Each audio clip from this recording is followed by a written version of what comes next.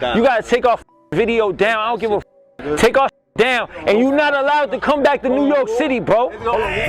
Y'all New York, man. Y'all some man. I'll kill y'all, man. What's up? Pull up. We out here, Miko Worldwide. Miko Worldwide.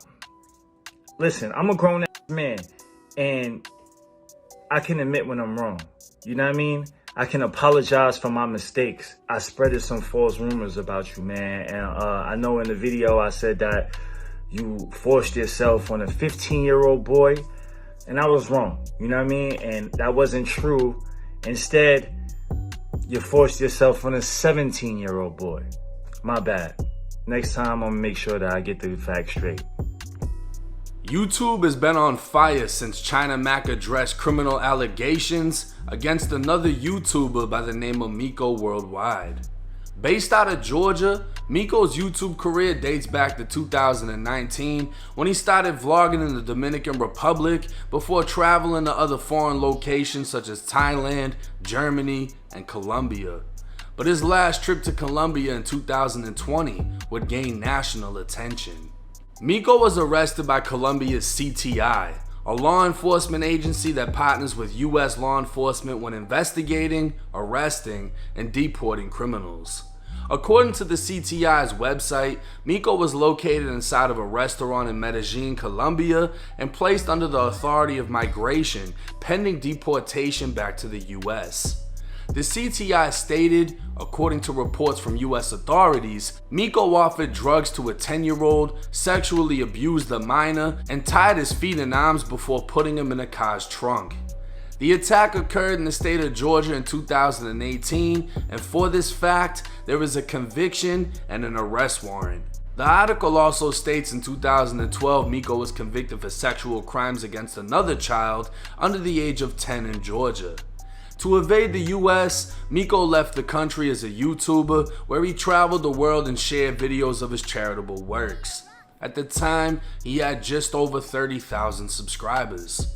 Because of his arrest in a foreign country, different international authorities began investigating whether his YouTube channel was a facade to contact children and adolescents for sexual purposes. Back in 2018, an Atlanta-based news outlet posted an article titled "Wanted: Meth Trafficking, Assault Suspects Sought." Gwinnett County Sheriffs was seeking 6 men, one of which was Michael Wolfgang Nickel, aka Miko Worldwide, who was wanted on charges of aggravated sodomy and aggravated assault. Over the next 2 years, Miko allegedly went on the run internationally before being captured, deported, and transported to the Gwinnett County Jail. According to an arrest warrant, between March 29th and March 30th of 2018, between the hours of 9 p.m. and 5 a.m., Michael Wolfgang Nickel committed the act of aggravated assault and aggravated sodomy within room 236 at the In-Town Suites Hotel.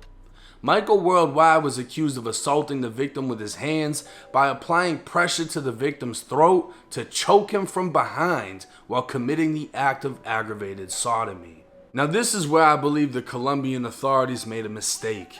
The charge in the arrest warrant for sodomy states aggravated sodomy with force and against person's will, or person less than 10 years of age. Nowhere in the actual warrant does it list the victim's age, but it does include the name.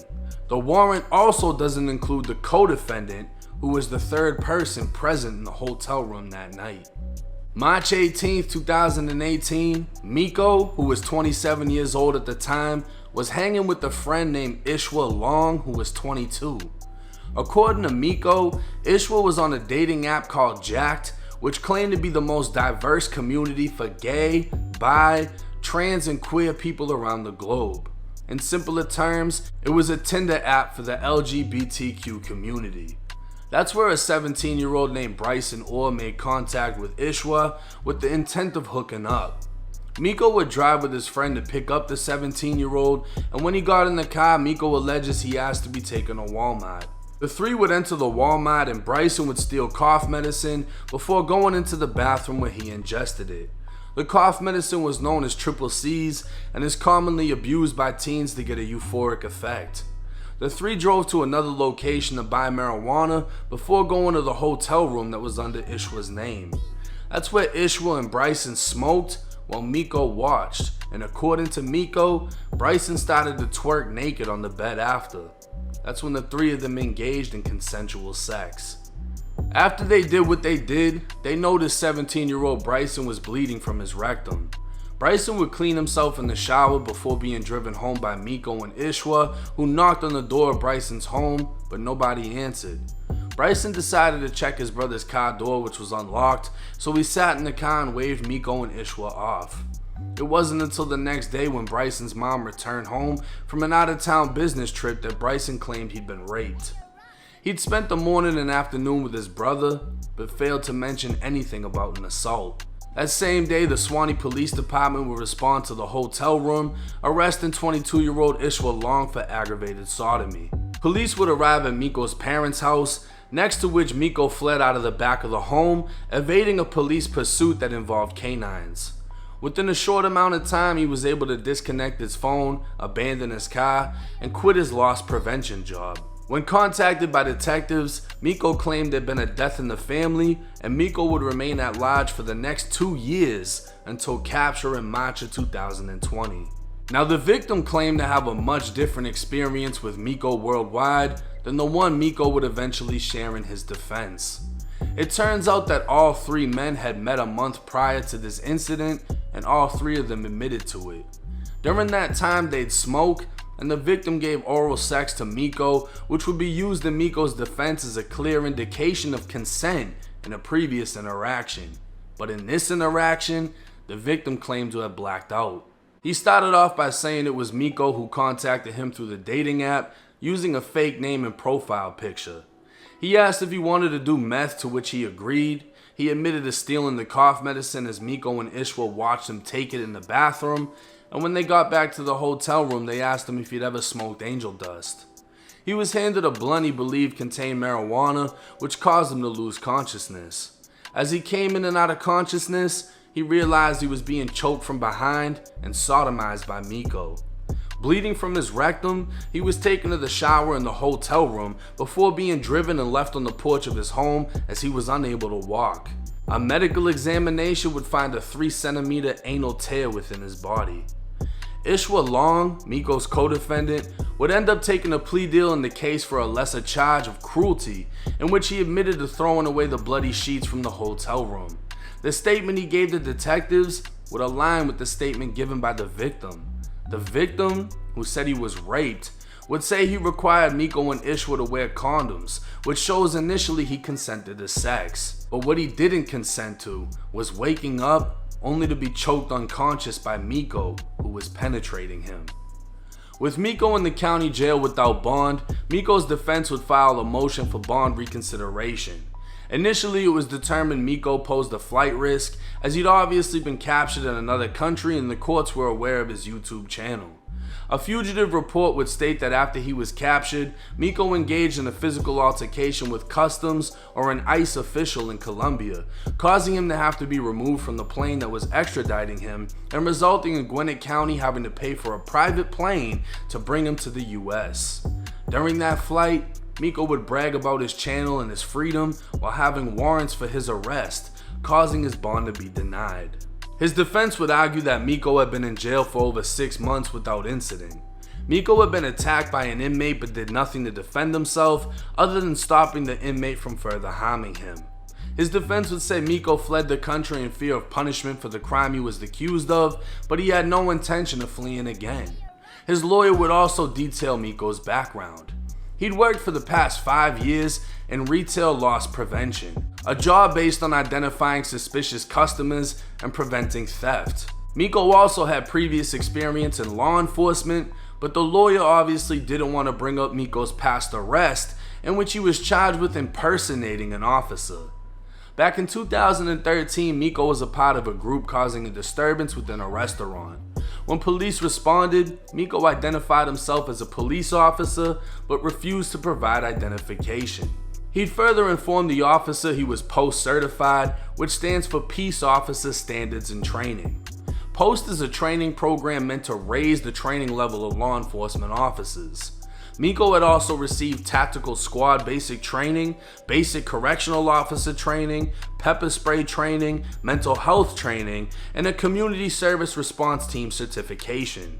It was during this 2013 case Miko wrote a letter to the judge detailing his education, employment history, and community outreach skills.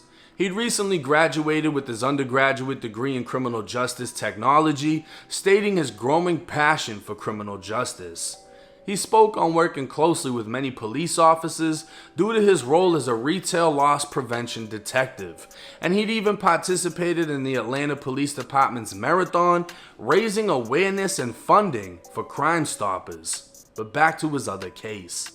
Miko's lawyer would tell the judge of his degree in criminal justice and how Miko was very close to being hired as a federal law enforcement agent with the U.S. Customs and Border Protection Agency when this incident occurred. His lawyer also brought up how the victim initially said he was raped, and 29 minutes into the interview stated he required Miko and his co-defendant to wear condoms. Miko's lawyer would tell the judge Miko has no prior history of sexual misconduct, other than a 2012 case out of Fulton County in which Miko was charged with sexual battery.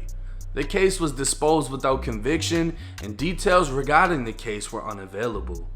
The state brought up that 2 other agencies from another country were investigating Miko having been involved with another child, but details couldn't be provided. The judge decided Miko was still a flight risk and denied his bond. Miko would remain in jail for a total of 14 months before taking a plea deal in May of 2021.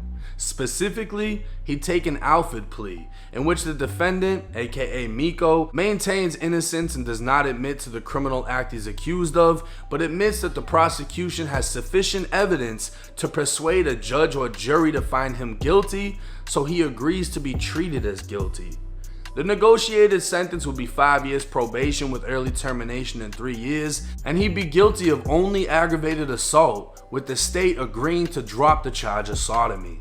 He'd be given 14 months credit for his time served in jail, and if he filed to terminate his probation with 75 to 80% of his sentence completed, the state would not oppose, meaning he could be off probation in less than 3 years.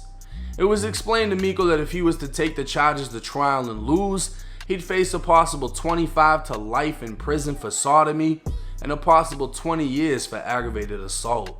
Miko, the state, and the judge would accept the plea, and Miko was found guilty of aggravated assault.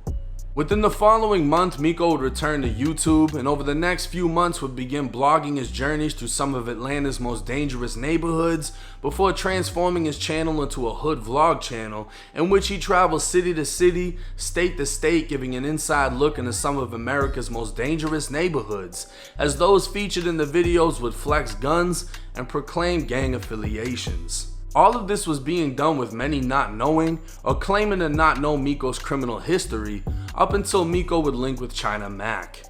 China Mac would be the first to publicly ban Miko Worldwide from New York, while Miko would respond with another hood vlog, this time in Riverdale, Georgia. Hey man, China Mac, hey, let's shout out China Mac, man. Fuck you, nigga. What's up, man? Fuck you, nigga. I'm a real blood, nigga. You not good out Fuck here, you, boy. nigga. You not Fuck good you, out nigga. here, boy. Now I'm just as confused as everyone else by the blood throwing up a pitchfork, so I decided to reach out. He's apparently a rapper named King Joey Cadell with a song with Dave East. Hold on. I got a song with Dave East, bitch. I told him I'd be putting him in the video I'm doing on Miko's charges, and when I asked if he knew of his charges, he replied with something about a 17-year. You know what I was doing at 17? Now I don't even want to know what you was doing at 17 if you co-signing what the other 17-year-old was doing. He'd mentioned Duty Low, who previously faced allegations against a child, but was never actually charged. And apparently Miko pulling up to his hood is enough verification that Miko is a real one. A picture posted to Instagram by the rapper Monster Blue would show him and all the GDs happy as hell to be next to Miko Worldwide, and Monster Blue would even go as far as saying China Mac was banned from Atlanta. What's crazy is I don't think the majority of these hoods knew the extent of Miko's case, but apparently these guys did, and either didn't care about his charges or just wanted the clout of being on his channel. The fact that they're throwing up gang signs and showing weapons while a law enforcement trained, criminal justice degreed, and damn near federal agent cameraman records them is fucking crazy, because any and everything seen in those videos could easily be used against them in the same hood that they want to show off. Now it's clear Miko isn't a pedophile based on his conviction, but the only thing that saved him from a statutory rape charge is the fact that the age of consent in Georgia is only 16. Had he been convicted in Florida or many other states, he'd be a full-blown convicted sex offender with charges against a minor. Pleading out to aggravated assault, Miko was convicted of choking a 17-year-old boy from behind, and the thought of a 27-year-old engaging in any sexual act with a 17-year-old still doesn't sit right, whether it's a boy or a girl. But these are the facts of Miko's case, coming directly from the paperwork. It's now up to the viewers to decide if Miko is a genuine hood vlogger, or if the origins of his channel was a facade as investigated by law enforcement agencies. Now this whole case is wild, and everything that I was able to dig up is publicly available for a little bit of money. You know what I mean? But come to find out, Miko is or was a fan of my channel, and we spoke. I put a post on my community post saying I was gonna do a video covering his case. He left a comment saying I was ignoring his calls on Instagram. We spoke on Instagram. He wanted to clear up the fact that he wasn't a pedophile, but as far as everything else, there wasn't much he could say. Now I'm gonna let this be known. There's nothing wrong with being gay, bi, or anything else that falls under the LGBTQ, etc., etc. Nothing wrong with that. But transparency is everything, right? When you're just telling people you beat a case and you pled out, you're not telling people the full gist of what the case actually was. A lot of these places you're going to show vlogs is showing gang members that obviously live a certain life by a certain set of rules. And a lot of the things that we talked about in this case, from whatever happened in that hotel room to Miko even being police trained, police certified, damn near a federal agent, none of that would be accepted for any of the people that follow that code, right? Any of these so-called gang members. So that's why it's wild to see these last gang members openly embracing everything that Miko was accused of. And we're gonna see how things transpire after this. If he's still welcomed in these hoods, and if y'all still feel that he's a genuine hood vlogger. But me personally, hearing that he was 27 and his victim was 17, I really wouldn't give a fuck what it was. Even if you're 27 fighting a 17-year-old, I'm gonna view that shit as lame because of the age gap. I could give a fuck about the consent. But the fact that George's consent is only 16, he was able to skate without being a sex offender. It just comes down to morals and principles on if you're willing to accept somebody that's entertained some shit like that. And as far as the blood, throwing up the pitchfork and telling China Mac he'll get him fucked by the Crips. Anyways, it's 1090 Jake. I'm rocking with y'all, and y'all rocking with me. Till next time.